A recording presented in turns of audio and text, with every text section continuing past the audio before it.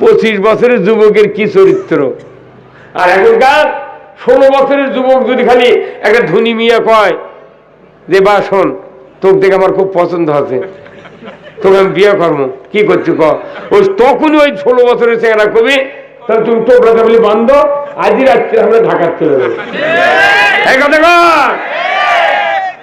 নবুয়তের আগে 25 বছরের আদর্শ কাকে বলে দরকার? আল্লাহু আকবার। 16 বছর ওই 25 বছরের যুবক বলিচ্ছে আমার অভিভাবক আছে আবু তালেব, ওনার মতামত ছাড়া আমি তোমাকে কথা বলতে পারবো না, কথা ঠিক কিনা?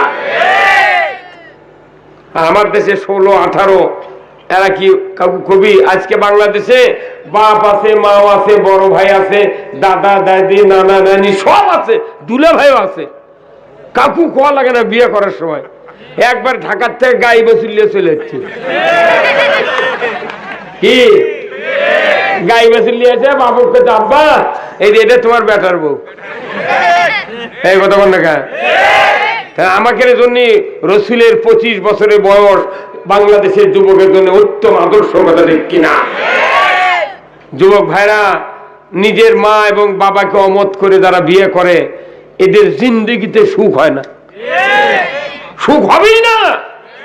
আপনার জন্ম দিতে পারলো, 25 বছর 18 বছর মানুষ করতে পারলো, অথচ আপনি তাকে বাদ দিয়ে কেন ইটিস পিটিস খেললেন? তাই এই কাজটা কি ভালো হলো? এটা বাবা মা যদি দুঃখ লাগে মনে, আপনার কোন ইবাদত আল্লাহর দরবারে কবুল হবে না। আজকে খুব ভালো লাগলো যে এখানে মাত্র 3-4 জন খালি দাড়ি চুল পাকা মানুষ আছে, বুড়ো, তাদের সব যুবক। আল্লাহু আকবার। তাহলে এই রসুলের 25 বছরের আদর্শ যুবক ভাইরা আপনারা কি মানতে রাজি আছেন? কারা কারা দু হাত তুলে দেখান। লিল্লাহে তাকবীর, নারায়ে তাকবীর।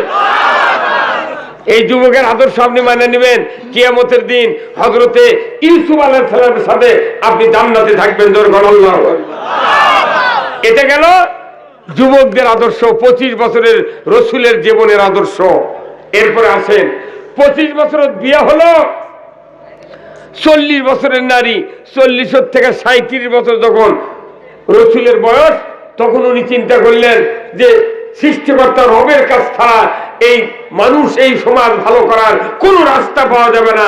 উনি জমিন থেকে, সমতল ভূমির থেকে 2500 ফিট উঁচু জাবালে নূর গাড়ি হীরার ভেতরে সেজদায় পড়ে ধ্যানমগ্ন থাকলেন। উনি ধ্যান করছেন, আল্লাহ তুমি আমাকে রাস্তা দাও, পথ দেখাও, আমি যাতে সমাজের মানুষগুলিকে আল্লাহর উপর ঈমান আনতে পারি, নামাজি বানাতে পারি, আল্লাহর হুকুম মেনে জান্নাতের পথে চলাতে পারি। জোরে করে আল্লাহু আকবার। কিন্তু দেখা গেল উনি ধ্যানে মগ্ন, 2500 ফিট উঁচু পাহাড়, স্বামী মুহাম্মদ পাহাড়ের গোয়ায় ধ্যানমগ্ন আছেন, সেজদা করতেছেন, উনি ওখানেই পড়ে আছেন। 3.5 বছর, 40 থেকে 55 বছর বয়সের নারী প্রতিদিন রসুলের কাছে ভাত পানি বয়া দিচ্ছেন।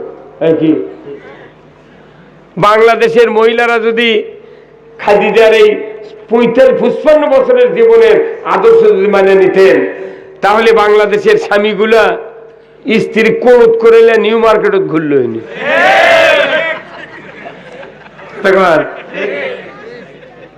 আমার দেশের অনেক, আপনাকে দিকের মহিলা ভালো, আমার দেশে আছে কিছু কিছু এলাকা, যদি স্বামী বলে শীতের দিন যেন উজু করবে, ঠান্ডা পানি গরম করে দাও, তখন বউ কয় ওই চুলার পর গ্যাসের বোতল আছে, বালতির পানি আছে, তুমি গরম করে উজু করে চলে যাও। কথা কয়।